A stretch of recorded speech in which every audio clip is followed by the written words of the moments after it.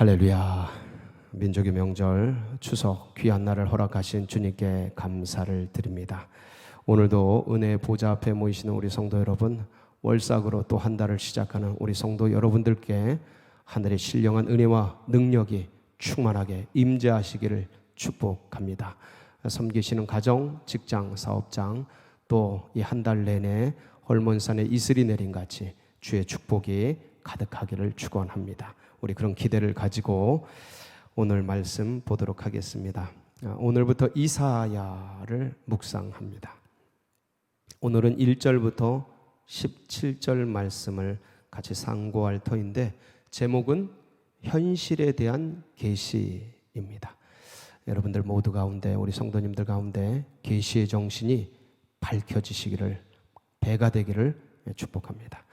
우리 또 이 오늘 말씀 제목을 가지고 이사야서를 나눌 텐데, 오늘은 이제 오리엔테이션, 이사야서는 방대한, 가장 방대한 성경입니다. 예언서고요. 그래서 예언서의 에베레스트산, 예언서의 최고봉 뭡니까? 이사야서입니다.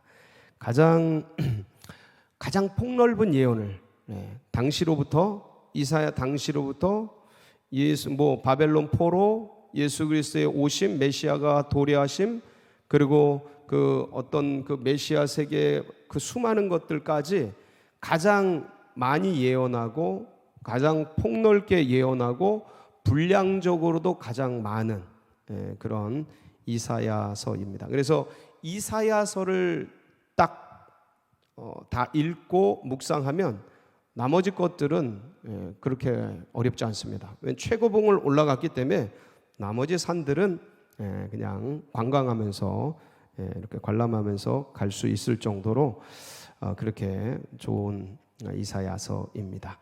이사야서의 특징이 있죠. 이사야서는 66장으로 되어 있습니다. 제가 여러 번 말씀드렸죠. 이 66장으로 되어 있는데 1장부터 39장이 일부입니다. 일부인데 전반부라고 할 수 있죠. 이 전반부 1장부터 39장, 그리고 40장부터 나머지 66장까지. 성경이 몇 권이죠? 66권. 이사야서는 66장. 구약이 몇 장이죠? 39권. 이사야서 심판과 징계에 대한 내용이 전반부 39장까지입니다. 그리고 어떤 회복과 소망에 대한 노래, 그런 예언, 그게 40장부터 66장, 27장입니다. 신약이 27권. 그래서 구조적으로도 성경과 이게 딱 일치가 되고 아주 흡사한 것이 이사야서입니다. 전반부는 총 이사야서가 66장까지 1부, 2부, 3부로 이루어졌습니다. 근데 전반부가 1부, 2부로 구성되어 있습니다. 1부는 몇 장까지이냐면 35장까지. 1장부터 35장까지가 1부입니다. 이때 이제 우시야, 히스기야 시대의 그 중심적으로 그 여러 가지 심판과 경계에 대한, 그리고 회복과 약속에 대한, 열방에 대한 심판, 이런 것들을 예언한 게 1장부터 35장까지입니다. 그리고 36장부터 39장까지는 히스기야 시대에 있었던 3대 사건을 기록해 놓았습니다. 그런데 그러고 나서 이제 전반부가 끝나요. 39장까지. 그리고 후반부가 시작되는데, 후반부는 바벨론 포수와 귀환 시대를 중심으로 해서 선민에 대한, 이스라엘 백성들에 대한 회복과 어떤 종말론적 구원에 대한 이야기들을 이제 기록해 놓았습니다. 그렇게 해서 1부, 2부, 3부가 진행이 되는데, 이 2부 히스기야 시대의 3대 사건은 1장부터 35장까지 예언한 것들, 그 다음에 40장, 3부 40장부터 66장까지 예언한 것들에 대한 모형론적 응답으로서 예시를 삽입처럼 들어둔 겁니다.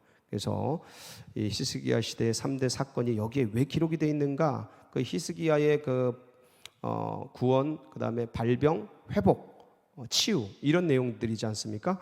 그게 1부와 3부, 그러니까 전반부와 후반부의 연결점처럼 모델로서 제시를 해둔 것이다라는 것을 이렇게 염두에 두고 1장부터 이제 쭉 나가면 그 흐름이 이제 눈에 잡히게 되는 것이죠. 그래서 오늘은 그 시기 저자 내용을 밝히고 있는 게 1절이고, 그 다음에 2절부터 9절까지는 여호와를 거역한 이스라엘의 이 참담한 현실에 대해서 탄식조, 비가적인 그런 내용을 기록하고 있고, 그리고 이제 10절부터 17절까지는 이스라엘의 형식적 제사죠. 형식적인 예배에 대한 지탄, 그리고 그걸 빨리 회복하라는 그런 어떤 초대의 내용이 되겠습니다. 그러니까 예언자로서 비판하고 그거에 대한 어떤 대안들을 얘기하고 있는 것이죠. 자, 그럼 한번 내용을 들어가면서 나머지 그 오리엔테이션도 진행을 좀 하도록 하겠습니다. 1절, 유다 왕 우시야와, 이게 BC 740년입니다. 740년 요담과 아하스와 히스기야 시대에 아모스의 아들 이사야, 여호와는 구원이시다라는 뜻입니다. 이사야가 여호와는 구원이시다라는 이름을 가진 이사야가 유다와 예루살렘에 관하여 본 계시라. 뭐라요? 계시라. 여러분, 오늘 제목이 뭐라 그랬죠? 현실에 대한 계시. 현실 속에서 뭘 보고 있는 거예요? 영원한 세계를 보고 있는 거예요. 그러니까 현실 속에서 계시를 보고 있는 거예요. 거울이죠. 그러니까 계시를 통해서 현실을 직시합니다. 그런데 이 믿음의 사람들, 하나님의 사람들, 예언자들은 현실을 통해서 뭘 봐요? 그 속에서 역사하시는 하나님의 뜻을 보는 거예요. 계시를 보는 거예요. 그러니까 이 BC 740년 전, 지금으로부터 2700년 전 더 되는 이 이사야가 그 시대 가운데에서 하나님의 계시를 보는 것처럼 우리는 오늘날 이 현실을 통해 뭘 봐야 되는 거예요? 하나님의 계시. 할렐루야. 그러면 오늘날 우리가 이사야가 되는 것이에요. 믿음의 백성들, 하나님의 눈으로 세계를 보는 그러한 예언자들이, 시대의 예언자들이 되는 것이죠. 그래서 이 이사야를 통해서 그때 당시의 현실이 어땠는가를 한번 보도록 하겠습니다. 거기에 하나님의 계시적 해석들이 나오는 것이죠. 2절, 하늘이여 들으라, 땅이여 귀를 기울이라. 초청이죠. 답답함의 초청입니다. 여호와께서 말씀하시기를 내가 자식을 양육하였거늘. 누굽니까 이거? 이스라엘이죠. 이스라엘. 그들이 나를 어떻게 하였도다? 거역하였도다. 여러분, 이것은 우리 개인적으로도 부모로서 자식들에 대해서 얘기하는 것처럼 나라적으로도 똑같은 얘기를 하고 있는 겁니다. 이스라엘을 키웠는데 거역하였도다. 예를 들죠. 3절, 소는 그 임자를 알고 나귀는 그 주인의 구유를 알건만은 이스라엘은 알지 못하고 나의 백성은 깨닫지 못하는도다. 짐승들도 그 주인을 알고 주인의 뜻을 알고 자기 먹을 것을 찾아가고 그러는데 이 이스라엘, 이들은 하나님의 뜻, 하나님의 이끄심, 인도하심 깨닫지 못하는도다. 왜 그렇습니까? 왜 깨닫지를 못하는 거예요? 4절, 슬프다. 뭐한 나라요? 범죄한 나라요. 죄죠, 죄. 허물 진 백성이요. 이 허물은 약해서 짓는 그런 허물을 얘기하는 게 아닙니다. 할 수 있는데도 안 하면서 짓는 허물들이에요. 이거 행악의 종자예요. 악을 행하는 거죠. 행위가 부패한 자식이로다. 그들이 뭘 버렸어요? 이 범죄의 핵심이죠. 여호와를 버리며. 아담이 뭘 버렸지요? 하나님의 말씀을 버리고 뱀의 말을 따라갔죠. 이스라엘의 거룩하신 이를 만홀히 여기고 경외하지 않고 만홀히 여기며 멀리하고 물러가도다. 계속적인 이제 이 현실에 대한 비가가 나옵니다. 이렇게 하면 할수록 여러분, 자녀를 우리가 다 길러보지만 그 부모가 자녀가 뭔가 문제가 있어서 불러놓고 야단을 치고 책망을 하고 그럴 때는 어떻게 해야 돼요? 빨리 돌이키고 인정하고 돌아와야 되는 거 아니겠습니까? 그런데 야단치고 때리고 책망하고 그럴수록 어떻게 해요? 5절 너희가 어찌하여 매를 더 맞으려고 패역을 거듭하느냐. 거듭 패역을 온 머리는 병들었고 온 마음은 피곤하였습니다. 몸이 만신창이가 되고 지금 죽어가는데도 마약을 하는 것처럼 세상 그 독한 것들을 먹고 마시고 따라가고 있고 무슨 마치 이게 뭐 어디에 끌려가는 것처럼 병들고 있는데 그냥 몸이 여러분 하루 종일 같은 그 뭐 게임을 한다거나 뭘 한다거나 뭐 서핑을 한다거나 뭘 한다거나 그걸 하고 있으면 몸이 병들거든요. 그런데 지금 마치 그러는 것처럼 하루 종일 계속해서 같은 반복적인 죄악을 범하고 있는 거예요. 그래서 어떻게 됐어요? 6절 발바닥에서부터 머리까지 성한 곳이 없이 상한 것과 터진 것과 새로 맞은 흔적뿐이거늘 그것을 짜며 싸매며 기름으로 부드럽게 함을 받지 못하였도다. 그렇게 해서 이제 무너지고 무너지는 현실에 대한 답답함. 마지막 9절 한번 볼까요?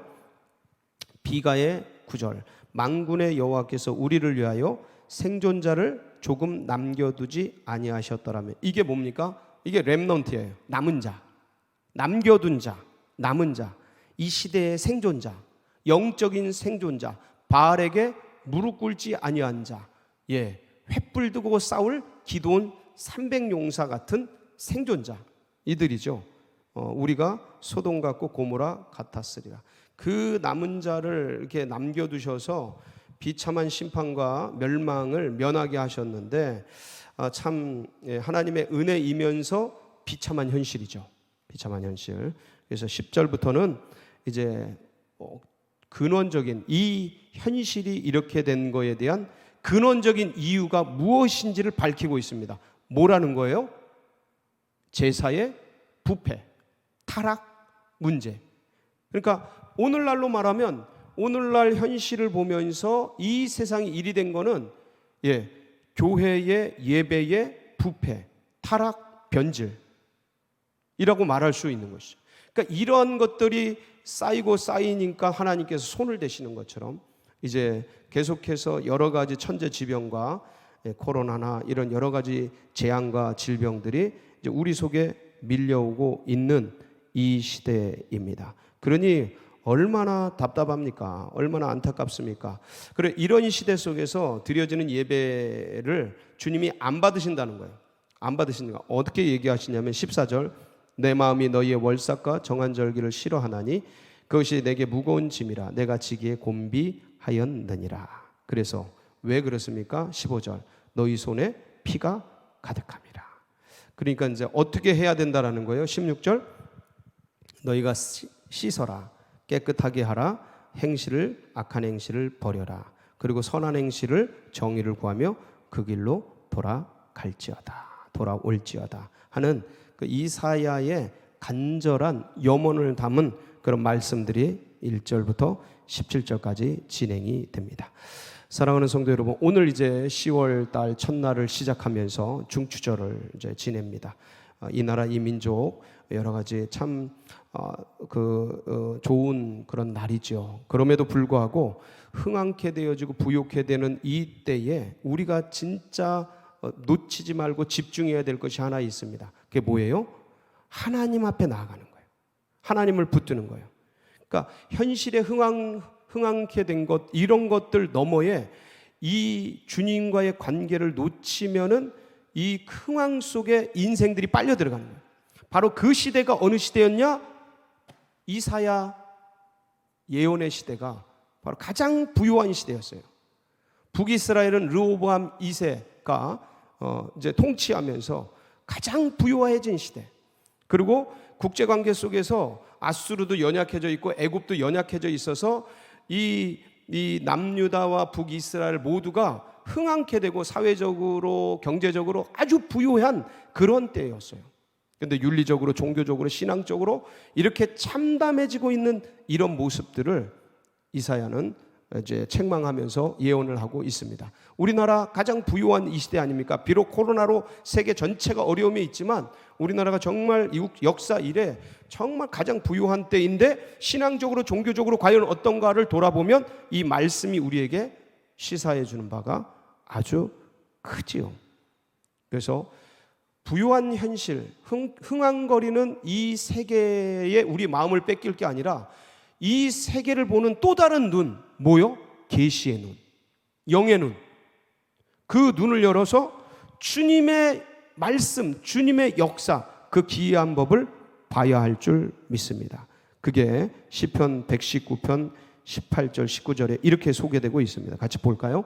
시작. 내 눈을 열어서 주의 율법에서 놀라운 것을 보게 하소서. 나는 땅에서 나그네가 되었사오니 주의 계명들을 내게 숨기지 마소서. 현실에 우리의 눈이 갇히는 것이 아니라 현실 너머에서 역사하시는 주님의 계시의 정신에 우리의 눈이 영안이 열려져서 그 기이한 법, 기이한 말씀들, 기이한 주님의 뜻, 계시를 보기를 그렇게 밝히 아는 그 백성들 우리 모두가 되기를 원합니다. 이 심정으로 이 한 달을 살아가시고 오늘 또 연휴, 추석 연휴를 잘 지내는 우리 복된 성도님들 되시길 주의 이름으로 축원합니다. 같이 기도하겠습니다. 이 현실은 거울과 같아서 우리의 모습들을 비추어 줍니다. 그런데 이 현실에서 하나님의 뜻과 주님의 영적인 계시들을 볼 수 있다면 그게 이제 이사야가 되고 예언자가 되는 것이겠죠. 이러한 믿음과 믿음의 눈과 계시의 정신이 다음 세대들에게도 흘러가고 새 가족들의 가슴속에 새겨지도록 위해서 기도해 주시고, 이제 면적의 명절 추석을 맞은 이 나라 민족 또 세계 열방도 하나님의 이 계시를 보고 듣고 따라갈 수 있도록 기도해 주시고, 그렇게 하기 위해서 우리 교회가 주님의 뜻과 비전을 이루어드리고 마중물 역할을 감당할 수 있도록, 그리고 우리 이제 며칠 남지 않은 수능이 한 63일 남았습니다. 그래서 그 수능생들 위해서 여러분 마음에 품고 주여 한번 부르짖고 다 같이 기도하며 나갑니다. 부르짖습니다. 주여